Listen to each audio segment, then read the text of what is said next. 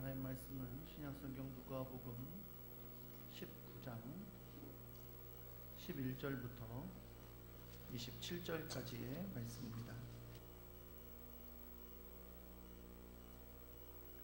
누가복음 19장 11절에서 27절입니다. 제가 가지고 있는 성경은 신약성경 129페이지에 있습니다. 제가 한 절 읽고 여러분 한 절 읽고 우리 교독하겠습니다. 19장 11절입니다. 그들이 이 말씀을 듣고 있을 때에 비유를 더하여 말씀하시니 이는 자기가 예루살렘에 가까이 오셨고 그들은 하나님의 나라가 당장에 나타날 줄로 생각함이더라.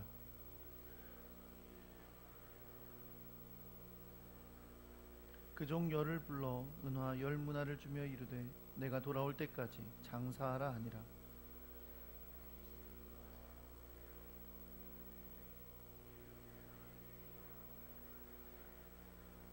귀인이 왕위를 받아 가지고 돌아와서 은화를 준 종들이 각각 어떻게 장사하였는지를 알고자 하여 그들을 부르니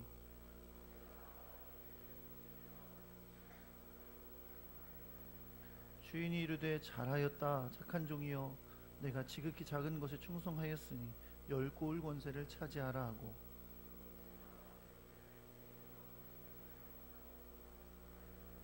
주인이 그에게도 이르되 너도 5고을을 차지하라 하고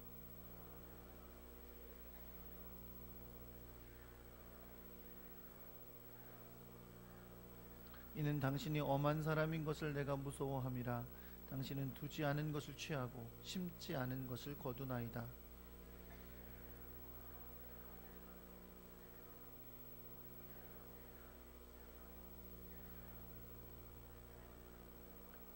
그러면 어찌하여 내 돈을 은행에 맡기지 아니하였느냐? 그리하였으면 내가 와서 그 이자와 함께 그 돈을 찾았으리라 하고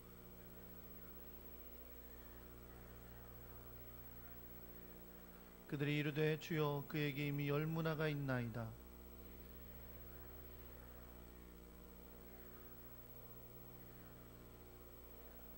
함께 있습니다. 그리고 내가 왕됨을 원하지 아니하던 저 원수들을 이리로 끌어다가 내 앞에서 죽이라 하였느니라. 아멘.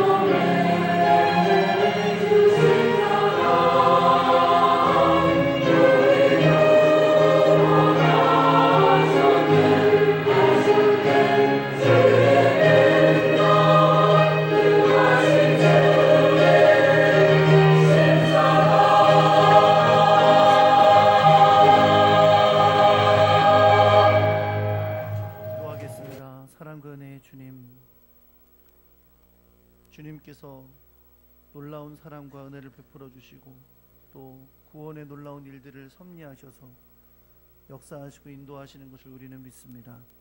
그래서 주님의 뜻 가운데서 오늘도 귀한 딸들을 우리에게 보내주셨고 이렇게 귀한 만남을 허락하여 주셨으니 감사합니다. 주님, 우리 교회에서 함께 신앙생활하며 믿음이 더욱더 자라게 해주시고 주님의 살아계심을 맛보아 알게 해주시고 함께 주의 나라를 위하여 충성하며 주님 만나는 그날까지 기쁨과 감사로 살아가는 복된 귀한 딸들이 되게 하여 주시옵소서. 하나님, 이 시간에도 우리가 주님 앞에 나와 예배하면서 마음을 다해 예물을 준비하여 드렸습니다. 주님께서 귀한 손길들을 기억하셔서 하나님의 크고 놀라운 사랑과 은혜와 평강으로 갚아 주옵소서. 험악한 세상 가운데 승리하도록 도와주시고 하나님의 지혜로 충만하게 해주시고 어려울 때마다 위로해 주시고 능력 주셔서 주님이 기뻐하신 열매 맺는 하나님의 귀한 사람들이 되게 하여 주옵소서. 가정의, 사업의, 직장에 기도하며 간구하는 것에 응답하시고 어려움 가운데서 해방시켜 주시며 하나님의 놀랍고 크신 은혜가 저들의 삶에 충만하도록 역사하여 주옵소서. 하나님, 주님 앞에 드려진 이 예물 하나님의 영광과 뜻을 따라 아름답게 사용되어 온전히 주님의 뜻만 이루게 하여 주시옵소서. 하나님, 이 시간에도 주님의 말씀을 우리에게 주심을 감사합니다. 마음을 다하여 이 말씀을 듣게 해주시고 성령님 감동하셔서 우리를 깨닫게 하시며 하늘의 지혜와 사랑이 우리에게 충만한 시간이 되게 하여 주옵소서. 주님 앞에 영광 돌리며 우리 주 예수 그리스도의 이름으로 기도합니다. 아멘. 할렐루야. 옆에 계신 분들하고 인사하겠습니다. 잘 오셨습니다. 사랑합니다.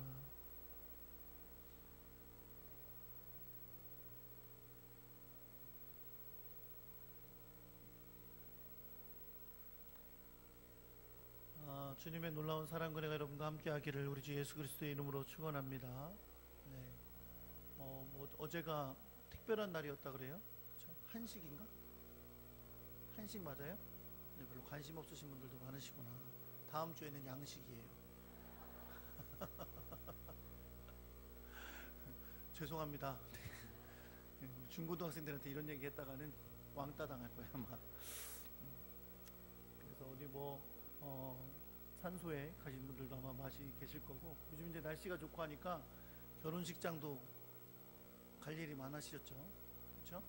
네. 토요일 날 하는 데는 가세요. 네. 주일 날 하는 데는 안 가는 게 도와주는 거예요. 이거 봐, 반응이 뭐 이래. 네. 주일 날 굳이 가는 습관이 되면 자꾸 가게 됩니다. 왜 누구한테는 갔는데 누구한테는 안 와? 뭐 이렇게 되니까 주일 날은 난 못 간다 그렇게 알아라. 그렇게 알고 주일 날 자꾸 결혼식 따라다니면 안 돼요.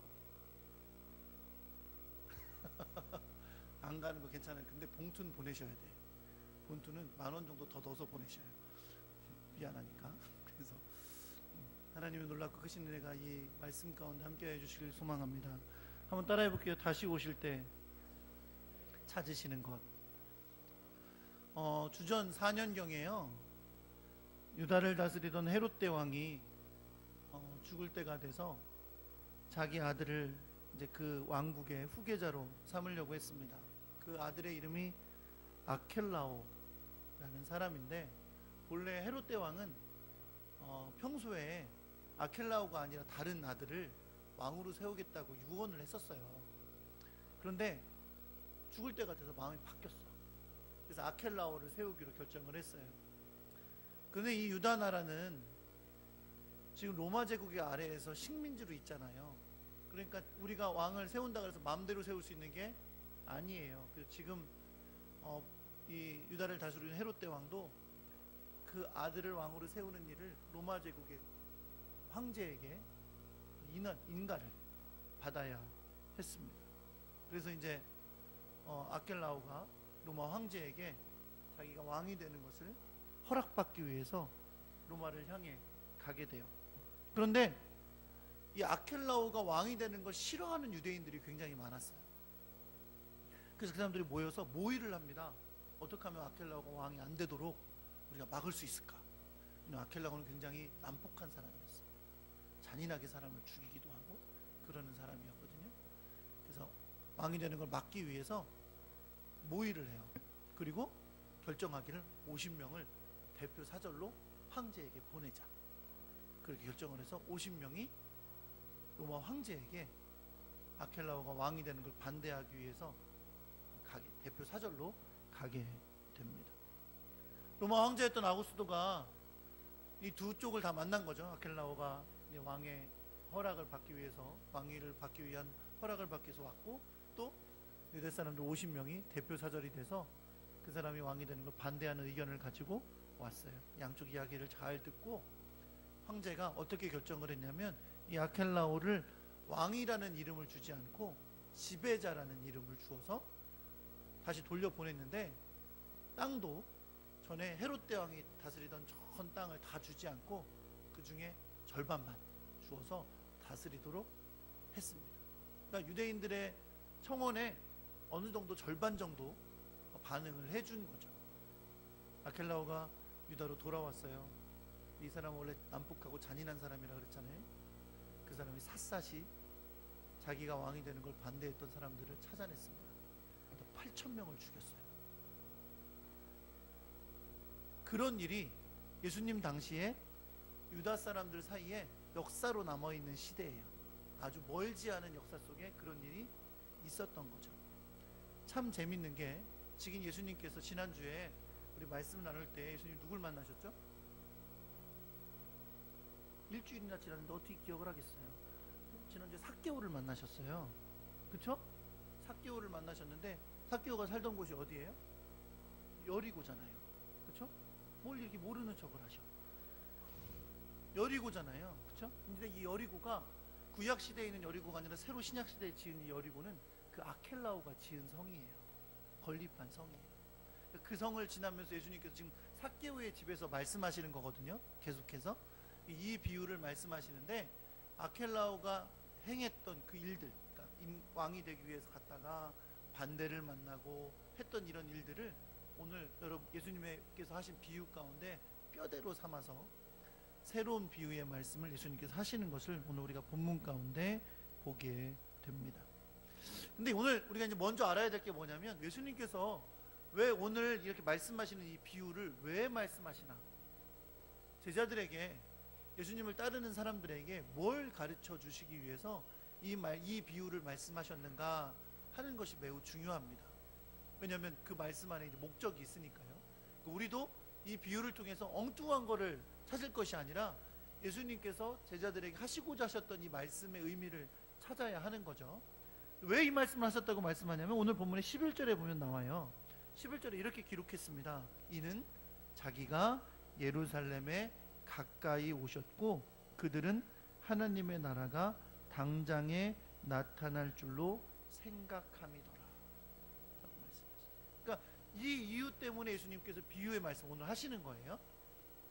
자, 가만히 보면 자기가 예루살렘에 가까이 오셨다는 말은 지금 여리고잖아요. 여리고에서 예루살렘이 27km가 떨어져 있습니다.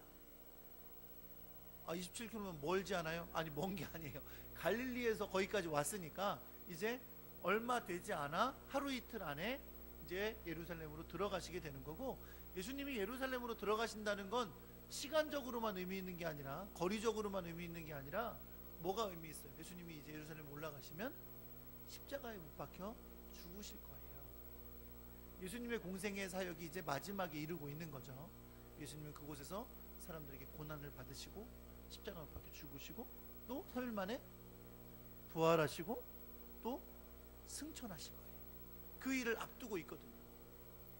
그런데 그 일을 앞두고 예수님을 따라오는 제자들이, 그리고 예수님을 따르는 많은 무리들이 예수님이 예루살렘으로 향하여 가고 있는 이 얼마 남지 않은 여정을 어떤 기대로 기다리고 있냐면, 이제 하나님의 나라가 나타나겠구나, 그 여정으로 생각하며 기대하고 있다는 겁니다. 물론 여러분, 이 일은 매우 중요한 일입니다. 예수님께서 예루살렘에 올라가셔서 고난당하시고 십자가 못 박혀 죽으시고 부활하시고 승천하시고 하는 이 일은 하나님 나라의 역사의 중심이에요. 핵심이에요. 물론 그것은 하나님 나라가 정말 드러나게 되는 놀라운 역사인 것은 분명합니다. 그런데 문제는 뭐냐면, 예수님을 따르는 제자들과 무리들이 생각하며 당장 일어날 걸로 기대하고 있는 하나님의 나라는 예수님이 십자가를 통해 이루려고 하시는 하나님의 나라와 같지 않다는 거예요. 이들은 예수님이 지금 예루살렘에 올라가시면 하나님의 나라를 등장시키고 일으키실 것을 믿고 있는데, 그들이 믿고 있는 하나님의 나라, 당장 예수님이 이루실 것 같고 일으키실 것 같은 하나님의 나라는 이스라엘의 회복이에요. 이스라엘의 정치적인 부흥이에요. 새로운 질서가 생기고 이스라엘이 회복되는 거예요. 그것을 기대하면서 오고 있다는 거죠. 이것은 여러분 어디에 근거한 거냐면 구약의 메시아가 오면 행하실 일에 대한 선지자들의 예언을 근거로 유대인들이 그렇게 믿고 있는 거예요. 단지 예수님의 제자들은 구약에서 예언한 그 메시아가 바로 자기들이 따르고 있는 바로 이 예수님이다 라고 믿고 있는 거죠. 그러니 이제 예수님께서 며칠 뒤면 예루살렘에 들어가실 거니까 그곳에서 그 역사가, 그들이 기대하고 있던 그 역사가 일어날 것으로 소망하면서 주님을 따라가고 있었던 겁니다. 원래 이 메시아라는 말이 히브리어인데 기름 부음을 받은 자라는 뜻이잖아요. 그리고 신약에서는 헬라어로 그것을 그리스도라고 쓰는 겁니다. 예수 그리스도는 기름 부음을 받으신 분이십니다. 그래서 예수님은 왕이시고 선지자이시고 제사장으로서 죄와 사망 가운데 있는 우리들을 하나님께로 인도하는 놀라운 역할을 하시는 그리스도세요. 그런데 그 그리스도, 신약 구약에서 말하는 메시아를 예수님의 제자들과 많은 무리들은 그렇게 십자가를 지시고 우리에게 구원을 베푸시는 분으로 이해하는 게 아니라 그 땅을 회복시키시고 다윗 때와 같은 큰 영광을, 그 나라의 영광을 회복시켜줄 위대한 왕으로 기대하며 기다리고 있었다는 겁니다. 그 일이 이제 예수님께서 제자들과 함께 예루살렘으로 올라가시면 당장 이제 일어나게 될 일로 기대하고 있었다는 거죠. 자, 이러한 생각을 잘 하시는 예수님께서 이제 예루살렘으로 가까이 오시면서 이들에게 이 잘못된 생각을 깨우쳐 주셔야 되겠죠. 그래서 오늘 본문의 말씀을 비유로 들어 말씀하시는 건데, 그 비유를 이들이 잘 알고 있는, 특히 여리고에 살고 있는 사람들이 잘 알만한 그 아켈라오가 왕위를 받으려고 올라갔다 있었던 일들을 뼈대로 삼아서 예수님께서 비유로 말씀하시는 거예요. 그리고 가만히 생각해보면 여러분 이렇잖아요. 이 비유의 말씀, 여러분 성경을 읽으셨으니까 이 비유의 핵심은 뭐예요? 주인이 종들에게 한 문화씩을 나눠주고 왕위를 받으러 갔다가 돌아온다는 이야기잖아요. 그렇죠? 왕위를 받으러 갔다 돌아온다. 그럼 이 얘기는 뭘 내면적으로 담고 있냐면 예수님이 이제 떠나가셨다 다시 오실 것이다 라는 걸 담고 있는 거죠. 왜? 제자들이 다 하나님의 나라가 당장 예수님 예루살렘에 올라가시면 당장 일어날 걸로 기대하고 있었기 때문에 그들에게 예수님이 떠나갔다가 다시 오실 것임을 가르쳐 주시기 위한 거고요. 그 안에는 뭐가 담겨 있냐면 예수님께서 떠나가셨다가 다시 올 때까지 하나님의 백성들이 어떻게 살아가야 하는가, 그것이 담겨 있는 것입니다. 자, 오늘 어떤 귀인이 왕위를 받아가지고 오려고 먼 나라로 갑니다. 아켈라오와 되게 비슷한 얘기죠. 그렇죠? 여기서 귀인이란 귀족 출신의 사람을 말하는 거예요. 처음에 성경에서 귀인이라 그러니까 오해하실까 봐 걱정이야. 왜? 막 그런 거 있죠? 오늘 동쪽에서 귀인이 오고 귀인을 만날 거라고 막 그런 의미가 아니고요. 여기서 말하는 건 귀족에 속한 사람. 아무나 왕이 되는 건 아니잖아요. 귀족에 속한 사람 한 사람이 왕위를 받아오려고 먼 나라로 간다고 배경을 삼고 계신 거예요. 근데 이 왕위를 받아가지고 오려고 이 귀인이 먼 나라로 가면서 이 사람이 자신의 종 10명을 부릅니다. 그리고 나서 그들에게 은화 한 문화씩 총 10문화를 나누어 줍니다. 그리고 나서 그들에게 명령해요. 뭐라고 명령하냐면 내가 돌아올 때까지 장사하라 라고 명령합니다. 뭐라 그랬다고요? 끝에만 하시네. 아니, 어디, 자, 내가 돌아올 때까지 장사하라. 여러분, 이 말씀을 제가 여러분이 따라하라고 하는 얘기는 이 주인이 자기 종들에게 내가 돌아올 때까지 장사하라 라고 말했지만, 이 말씀은 여러분과 저에게 주님이 가시면서 주신 명령이에요. 뭐라고요? 내가 돌아올 때까지 장사해라. 이 장사의 의미는 이제 나중에 살펴보게 될 것입니다. 한 문화는 20데나리온입니다. 20데나리온은 한 남자가 20일 동안 일을 하고 받을 수 있는 품삯. 1데나리온이 하루의 품삯이에요. 그러니까 20일 동안 일하는 품삯, 아니면 20명이 하루 일하는 품삯, 그것에 해당되는 돈이 한 문화입니다. 그러니까 사실 여러분, 우리가 달란트 비유 잘 알잖아요. 잘 아시죠? 달란트 비유에서 이 달란트는 굉장히 큰 돈이에요. 한 달란트는 6,000데나리온이에요. 그러니까 남자 한 명이 일하는 품삯을 6,000일 동안 받을 수 있는 돈이 굉장히 큰 돈이죠. 한 20년 동안 일해서 벌 돈이에요. 그러니까 그거와 비교가 되지 않아요. 이 한 문화는 정말 그거에 비하면 굉장히 적은 돈이죠. 그 한 문화씩을 10사람, 10명의 종들에게 나누어 주었습니다. 그리고 20일 동안 이 한 문화씩을 나눠주면서, 야, 이거 가지고 맛있는 거 사 먹어, 이렇게 준 게 아니었어요. 그렇죠? 분명히 한 문화씩을 나눠주고 내가 돌아올 때까지 장사하라고 명령했습니다. 누가 누구에게요? 주인이 종들에게 명령한 거예요. 내가 돌아올 때까지 이것을 가지고 장사하라 라고 명령했습니다. 그럼 여러분 어떻게 해야 돼요? 종들은 누구의 명령을 받았어요? 주인의 명령을 받았잖아요. 그럼 뭐 어떻게 해야 돼요? 순종해야죠. 종은 순종하는 사람들이에요. 주인이 시키는 일을 따라 행하는 사람들이에요. 그러니까 이 종들에게 지금 주어진 일은 뭐예요? 한 문화를 가지고 장사하는 일이 주어진 거예요. 그 돈이 많고 적고 중요한 게 아니에요. 중요한 건 뭐예요? 주인에게 명령을 받았고 종은 그 명령에 순종해야 한다는 겁니다. 그리고 이제 그 주인이 먼 길을 떠나서 왕위를 받아가지고 돌아오게 됩니다. 어느 정도 시간이 지났는지 모르겠어요. 성경이 말해주고 있지 않으니까. 먼 길을 가서 왕위를 받아가지고 돌아옵니다. 여러분, 이제 이 사람은 완전히 다른 사람이 된 거예요. 왜? 그전에는 그 사람들이 그냥 종에 불과했죠. 그죠? 그 종들에게 주인에 불과했고요. 그런데 이제는 그 주인이 누가 됐어요? 왕이 됐어요. 왕이. 나라를 다스리는 왕이 돼서 돌아온 거예요. 그리고 이 큰 권세를 가지고 돌아온 이 사람이 돌아와서 다시 그 10명의 종들을 부릅니다. 그리고 그들에게 자신이 나눠준 한 문화를 가지고 어떻게 장사했는지를 결산해요. 자, 물론 10명의 종들에게 다 한 문화씩을 나눠줬어요. 그런데 이제 성경에서는 그 중에 대표 주자로 3명만 뽑아서 어떻게 됐는지 결산하는 장면을 성경이 보여주고 있습니다. 자, 첫 번째 사람은 어떻게 말해요? 주인에게 와서 보고를 합니다. 뭐라고요? 주인이여, 당신의 한 문화로 10문화를 남겼나이다. 이렇게 말합니다. 분명히 주인이 준 거예요. 그래서 뭐라고 그래요? 당신의 한 문화로 라고 말하죠.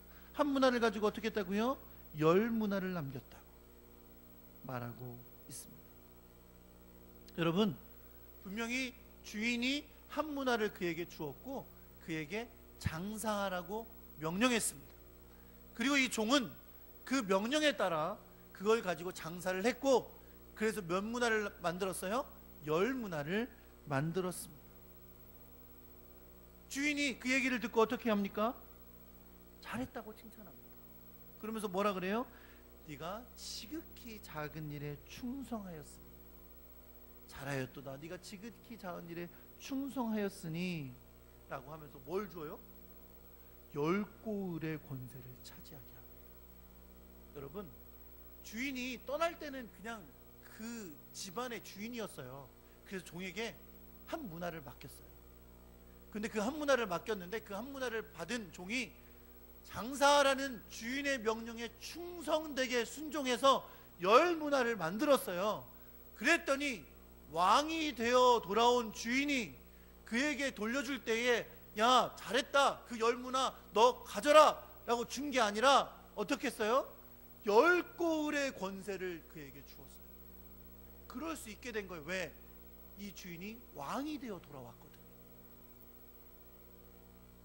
두 번째 종이 와서 보고합니다. 뭐라 그래요? 주인이여, 내가 당신이 주신 한 문화로 5문화를 만들었습니다 라고 말합니다. 그래서 어떻게 해요? 이 사람에게도 칭찬하면서 5고을을 다스리는 권세를 그 종에게 주었습니다. 마지막 3번째 종은 우리 보고를 잘 주목해 보아야 돼요. 혹시 나일까봐 잘 주목해 보아야 됩니다. 자, 3번째 종은 주인이 맡긴 한 문화를 잃어버리지 않았어요. 어떻게 했어요? 수건으로 잘 싸놨어요. 그리고 주인에게 가지고 옵니다. 그리고 주인에게 이렇게 말해요. 이는 당신이 엄한 사람인 것을 내가 무서워함이라. 당신은 두지 않은 것을 취하고 심지 않는 것을 거두나이다. 이렇게 말했습니다. 사랑하는 성도 여러분, 우리는 이 종의 이야기를 들으면서 이 종을 이해해 주기 위해 그 종의 말이 옳은지 아닌지를 판단할 필요가 없어요. 그런 마음이 좀 생기죠. 종이 이렇게 말하는 거 보니까 실제로 이 주인이 좀 엄하고 나쁜 사람 아니었을까? 그런 생각이 좀 들죠. 오죽하면 그랬겠어? 라고 생각이 들어요. 그런데 그건 오늘 이 성경이 말하고자 하는 얘기가 전혀 아닙니다. 오늘 이 성경이 말하고자 하는 얘기는 이 한 문화를 받은 종은 주인이 그에게 명령한 대로 그저 순종해야 된다는 걸 말씀하고 있는 거예요. 주인은 분명 그에게 이걸 가지고 장사하라고 명령했어요. 그런데 이 종은 그 말에 순종하지 않고 주인은 엄한 사람이니까 이것도 괜히 잃어버리면 없는 것도 갖고 오라 그럴 거야. 괜히 장사했다가 이 돈 손해보면 내놓으라 그러면 어떡해? 라고 염려하면서 그저 꼭꼭 싸매고 가지고 있다가 그걸 가지고 내놓았어요. 물론 잃어버리지 않았어요. 가지고 왔어요. 손해보지도 않았어요. 그러나 그는 전혀 주인이 그에게 명령한 것에 순종하지 않았습니다. 예수님께서 말씀하신 것처럼 설령 그가 주인이 정말 그렇게 엄하고 무서운 사람이라고 생각했더라도 어떻게 했어요? 최소한 은행에 맡겨서 이자와 함께 그 주인이 받도록 했어야 하는 거죠. 왜? 괜히 그걸로 했다 손해보길 두려웠다면 은행에 맡기면 되잖아요.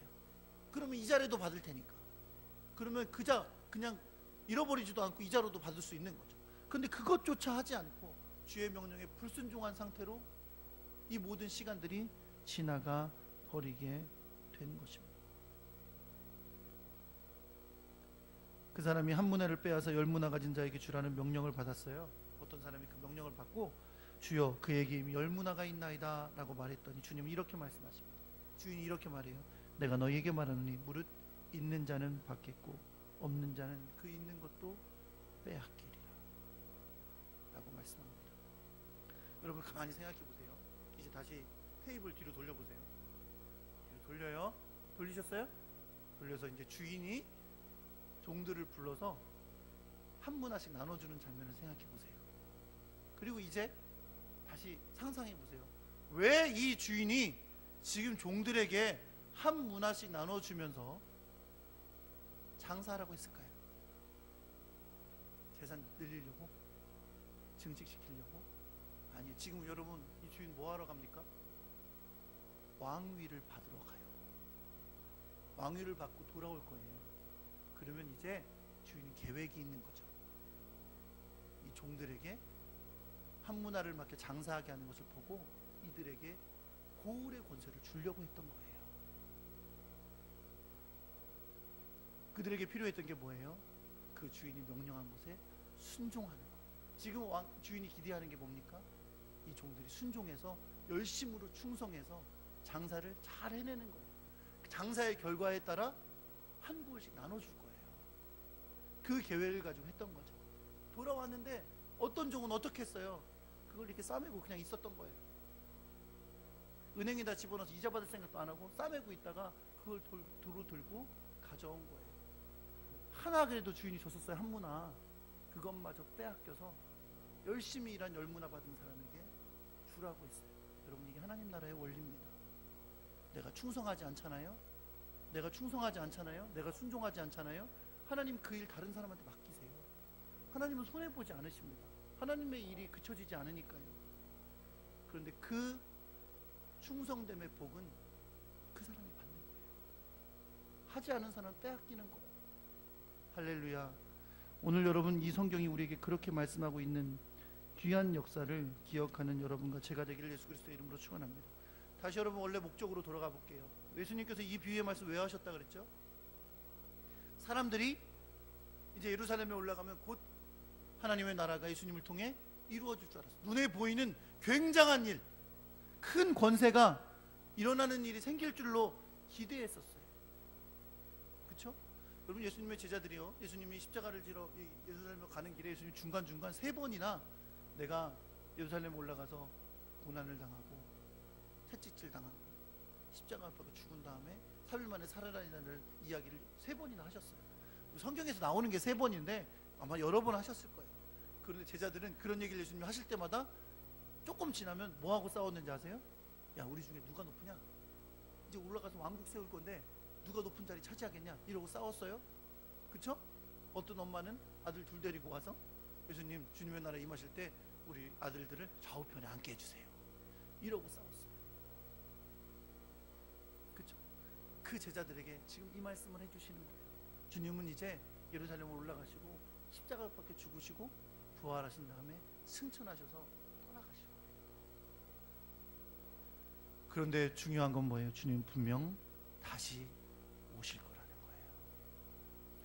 그리고 다시 오실 때는 심판의 주로, 영원한 나라의 왕으로 다시 오실 거라는 것입니다. 그런데 오늘 본문에 보니까 여러분 14절의 말씀에 아켈라오가 왕위의 허락을 받으러 갔던 장면을 떠오르게 하는 말씀이 나오죠. 어떤 말씀이 나와요? 왕이 되기 원하지 않는 사람이 사자를 뒤로 보내어 말하였다 그랬어요. 그렇죠? 그러니까 왕이 그 주인이 왕이 되기 원하지 않는 사람들이 있어서 저 뒤로 가서 왕에게 말했단 말이에요. 그렇죠? 마치 그때 그 장면 같죠? 그 역사의 장면. 어떻게 결론이 맺어져요, 여러분? 27절에 보니까 뭐라 그랬어요? 왕이 된 그가 돌아와서 자신의 왕됨을 원치 아니하던 원수들을 끌어다가 그의 앞에서 죽이라고 명령했습니다. 사랑하는 성도 여러분, 주님이 다시 오실 줄 믿으십니까? 옆 사람하고 한번 인사해보세요. 주님 다시 오십니다. 다시 오실 거 믿으세요? 여러분, 주님 다시 오시기 전에 우리의 생명에 다해서 죽으면 주님 다시 오시기 전에 주님 만납니다. 우리. 그렇죠? 그때까지밖에 기회가 없어요. 죽은 다음에 내 후손들이 아무리 날 위해 뭘 해도 아무 소용없어요. 그때까지밖에 기회가 없어요.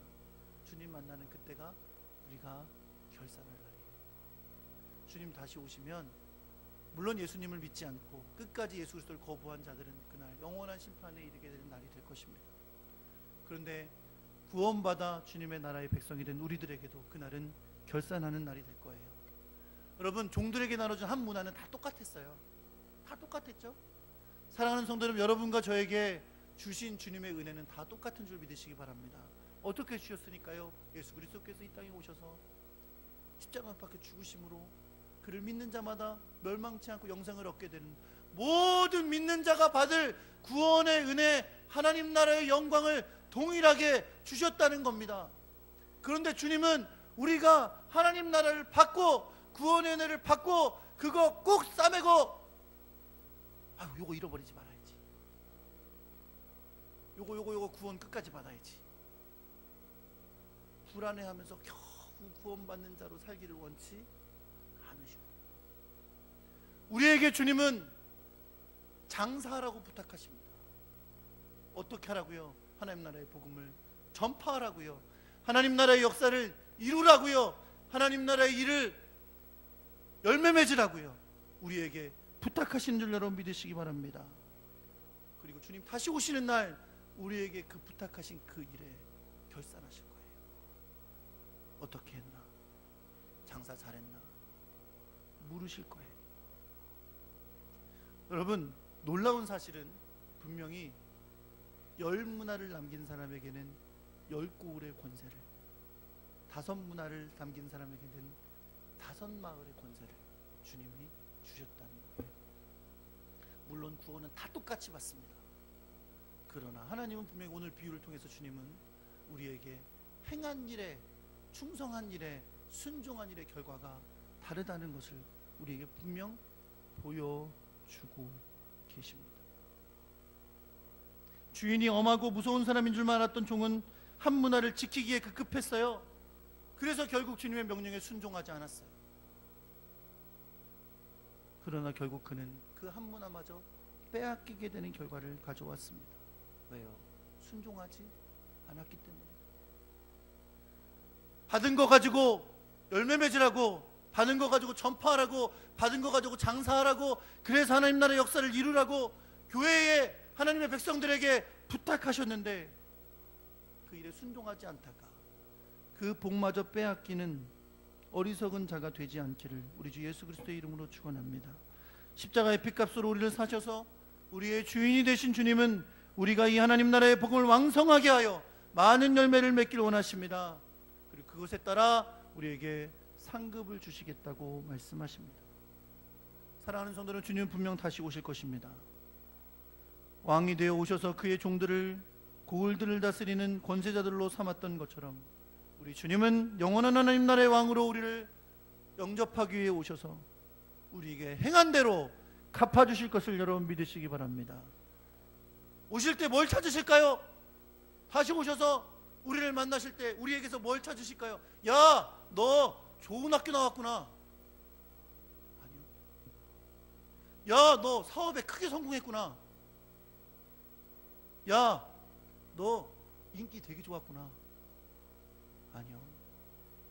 주님은 우리에게 주신 걸로 우리가 어떻게 했는지, 우리에게 주신 구원의 은혜로 우리가 어떻게 살았는지, 우리에게 주신 하나님 나라의 복으로 어떻게 하나님 나라를 위해 충성했는지, 우리에게 주신 교회라는 귀한 공동체를 위해서 얼마나 주님의 나라를 위해 함께 헌신했는지 그 열매를 찾으실 거예요.